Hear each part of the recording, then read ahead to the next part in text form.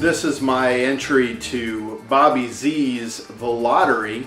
Bobby, I said that I was going to get this to you long ago, I think end of September, maybe end of August. And yeah, here it's November 5th today. Oh man. Anyway, so I donned on a new shirt. You know, want to know something fun about this shirt? Every time Dude 1973 sees this, Chris, he freaks out. He thinks that I'm in Detroit, which, you know, I travel all over the place, like you. No, not really. I'm just trying to impersonate you. I didn't get a haircut though, and I'm fully clothed, and I don't wear cut-off sleeves or anything like that. But I do have some albums. This so The Lottery is kind of like the ghost of Christmas past, present, and future. Let's say you're throwing a party and you're visited by three musical ghosts. What musical ghosts would you be visited by?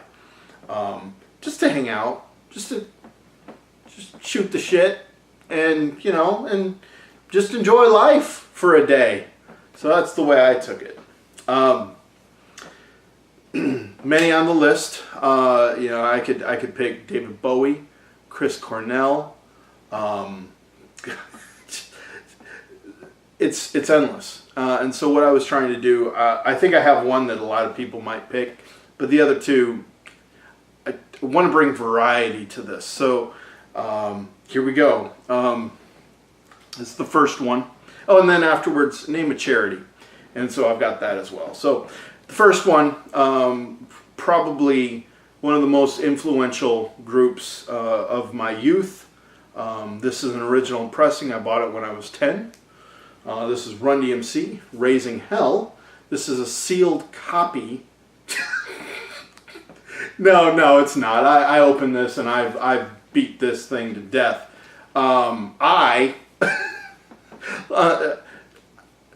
Tune out. Some people might get upset over this. I tend to listen to my records. Bobby, I'm pressing your buttons, man. I saw your latest video on classic records, and I'm just pressing your buttons, man. I'm glad that you allow me to do that. But no, seriously, I loved this album. This was you'll probably see this in another video soon. But this album was mind-bending and truly an art form. They broke new ground. That's what I'm trying to say. They broke new ground with this album. Rap and hip hop was never the same after this. Yeah, really, really great album. And Run and DMC are still alive, but Jam Master Jay, their DJ, died in 2002 in Queens. Was gunshot while working in his studio there in Queens, and it was heartbreaking for me. I know Run DMC had disbanded by that time, but you know, there was always a hope that they would do a reunion tour or something like that. And Jam Master Jay, he was the one that I always was trying to watch in the videos, and when he was live, I always tried to watch him like on MTV. I didn't care about Run or DMC. I mean, I did, but really, I wanted to imitate Jam Master Jay all the time. And so, yeah, hell of a producer, hell of a DJ, and like I said, he broke new ground back in 1985, 1986, and this 1986 was when this album was released. So, Jam Master Jay is that, and not only do I think these people would be just great to sit down and talk with, but you know, I think all of these people would pretty much do a really good job of jamming together if we were to get them all in the same room. Next up, another artist that was influential in my life, and the group that was influential really released their, I think it was their sophomore album the year after Raising Hell, and that is Beastie Boys. This is their fourth album, I believe. Check Your Head, released in, I don't look any of this stuff up, released in 1993. 1993, that's what I'm going to say. And you got Mike D and you've got Ad Rock here, but who we don't have anymore is MCA, also known as Adam Yach.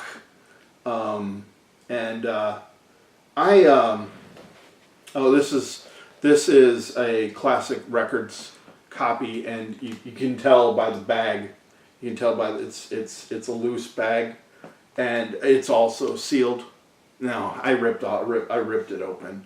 As you can see by it, it's not a classic record. I was gonna pull this out and see. You can see it right there. I'm kidding. I'm pulling your chain, man. Pulling your chain. Adam, I'm actually just started listening to it today. Saw an interview with Beastie Boys and Jimmy Fallon, which I think was released a couple weeks ago, maybe a couple months ago. Could have been a half a year ago. I don't know. I don't pay attention to these things. And the Beastie Boys made an autobiography talking about their lives. And the group Beastie Boys, I'm only I downloaded it as an audiobook, so I'm only about an hour into it, but getting to know them as people, and sounds like Adam Yach was a wild card. Funny, smart. I think he's the best voice of Beastie Boys. I've always liked his voice the most. Ghost with the most. Anyway, yeah, and my Ad Rock, he shared a story on Jimmy Fallon, and it's in the book, so it's not like anything special. But he shared a story that there was a ring that a fan gave him. He really didn't want to take the ring, but the guy was kind of weird, so he finally took the ring. Took it out of his backpack, put it on the shelf, and then when they were on the tour bus the next day, the ring was back in his backpack. He opens up his backpack, there's the ring. He's like, well, I could have sworn I put this on the shelf. Didn't think anything of it. So this was 1992. Fast forward to 2007. They're on the tour bus or somewhere in London. I don't know where. Doesn't really matter. And Ad Rock opens up his backpack to find the ring, and he's like freaking out about it. And later on, I mean, just going crazy about it, like, this ring is following me everywhere. And later on, Adam just goes up to him and he's like, hey man, I'm the person behind the ring. I've just been messing with you for the last few years. And so that joke was, 15 years in the making. That kind of wild card, never knowing. Ad Rock would say, being around the Beastie Boys, being around his friends, they were almost like brothers. They would be in the studio all day, they'd be working together all day, and then they'd go home to their families, and then, they'd call each other up on the phone and just enjoy life together year-round, 24/7, 365. And Ad Rock said that Michael Diamond, he knew him through and through. He knew how he was going to react to things. And same with Michael Diamond. He knew how Ad Rock was going to always be late and make up all of these crazy stories to why he's late. My dog vomited on the floor 12 times before coming here, so I had to take him to the vet. And he's like, yeah, just cut the crap, man. I know that's not true. You woke up late, or and that kind of stuff. So But the thing he said about Adam was he knew him, but he never was able to get a grasp on who he was, and not a grasp on who he was, but predict him. He was getting his shoes stolen by monkeys in Tibet, and then talking with Dalai Lama and thinking he was funny, and going up on stage when they were teenagers and playing with Aerosmith, and that wasn't in the schedule. He just went up, played, had his bass in his hand, and just started playing. And so, thinking of Adam, and I don't know if you know this, but Adam was one of the founding members. They were all founding members, but it was really Adam's idea. And so he was quite possibly the only founding member. And so when I learned that Adam passed away May 4th, 2012, I really took it hard, because the Beastie Boys were still very active. I didn't even know that he died of cancer, lymph node cancer, if I remember correctly. And Adam, just as I'm learning more about him, I'm finding out that he's just a great guy. They all are great guys. They were a little rough around the edges back in the 80s, but they've done nonviolence tours. They've done Tibetan tours. They've done a lot of great work, and I think Jam Master Jay and Adam would get along really well. I think they worked together quite frequently when they were both alive, and the world was a slightly darker place without Adam in it. So the third also passed away a few years ago, and I've known about this artist for a very long time, but I haven't listened to his work very much, and this is B.B. King. It's one of my favorite albums by him. This is a UK pressing. I was going to say Classic Records. That joke's done. UK pressing. Got this for a couple bucks, and this is one of my favorite albums. Lucille Talks Back. My only complaint about this album is I think it's about 30 minutes long. So it's pretty short. Nope, 28 minutes long. That's why I have these. 28 minutes long. B.B. King, I don't know a lot about him. I was reading up on him some today. I know they had a lot of accusations after his death of having many children. Don't know that. And I think it was falsified later after his death. But from what I have seen of him, he just looks like a grandfatherly figure, and just think he would be really cool to just hang out with, watch him play, because the man can play. And I also think that he would get along well with the Beastie Boys and or Adam and Jam Master Jay.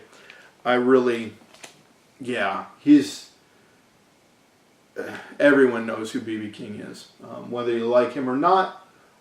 I haven't run into anyone who has not liked him. So those are my three entries. B.B. King passed away May 14th of 2015, so a little over 3 years ago. And I didn't cry when I learned about it, but I knew a giant had died that day. And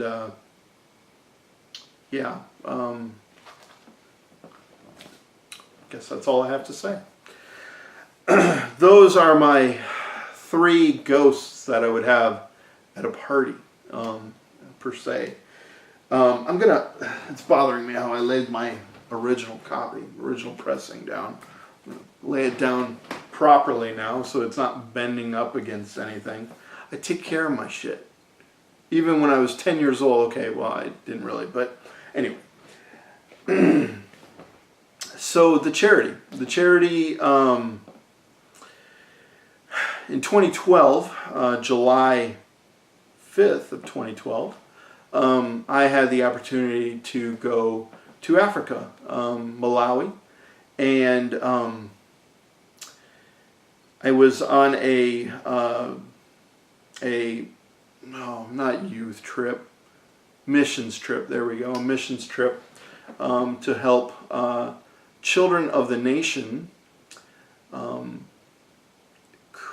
create a structure, a community building for a small village near Lilongwe, which is their capital in Malawi.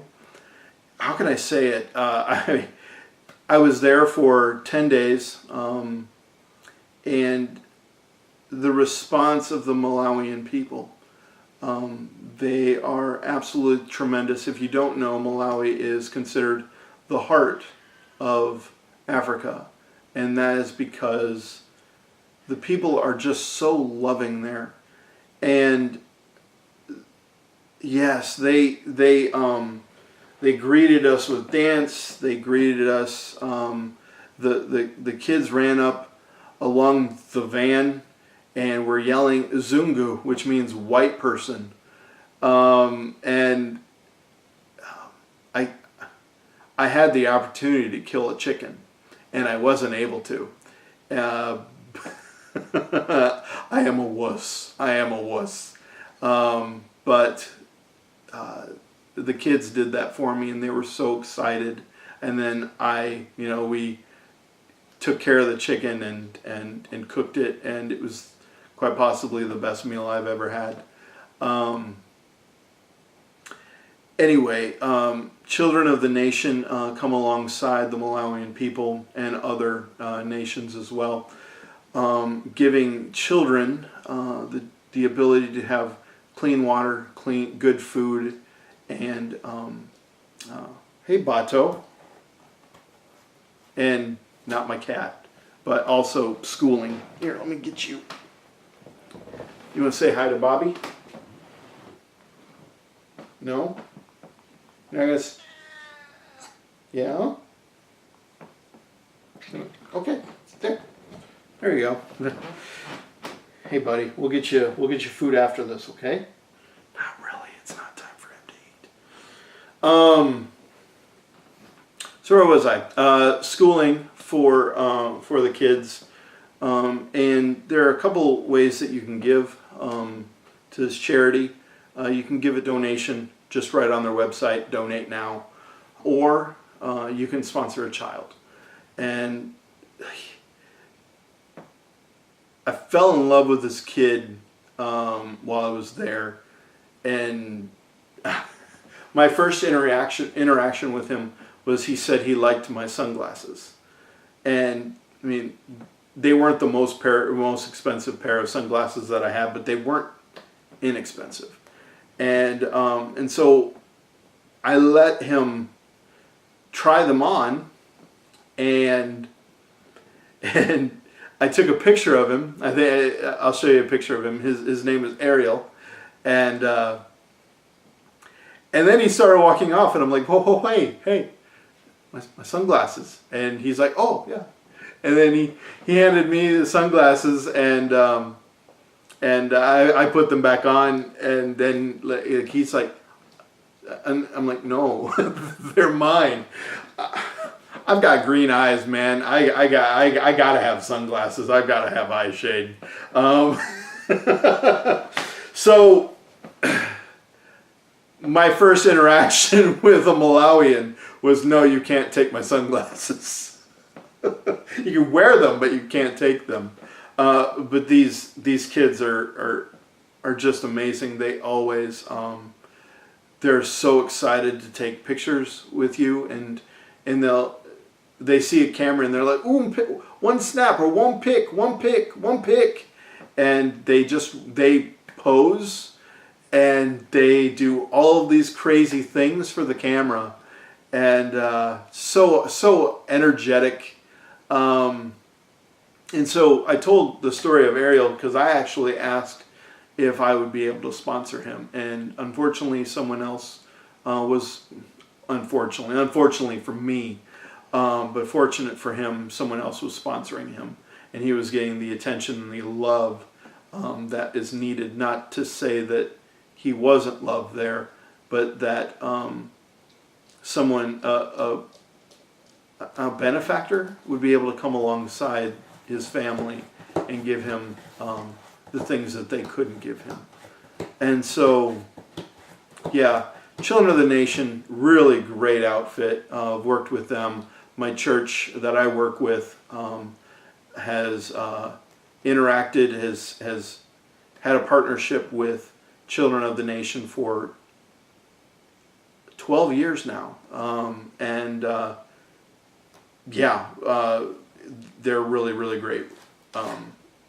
Great company. Bato. Sorry, I'm getting distracted by my cat.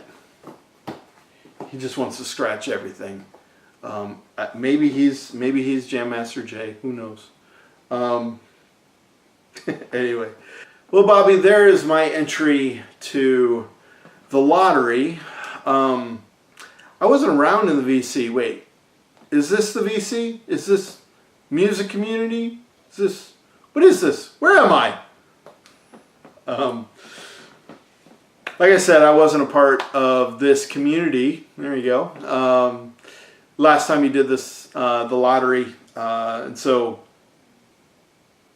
this concept was new to me, but at the same time, mind-blowing to me. And I've got the letter J, so if I'm coming up with things with J, I'm coming up with some, right? Just thinking about it now. But yeah, no, really cool idea. I don't see why it would get any flack, but you said it did, and it sounds like people were not fulfilling their Bato. Gosh, just back and forth, back and forth. You're not going to feed me. I'm going to walk out and I'm going to complain. Watch, he'll complain.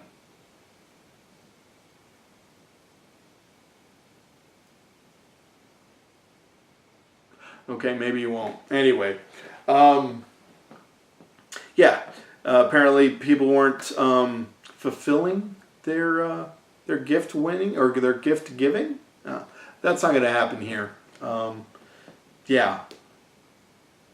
Personally hope that I win, but hey, I won a pretty good stack this year, and so like Paul, I'm going to say, I don't believe in karma, but hey, someone else should get that.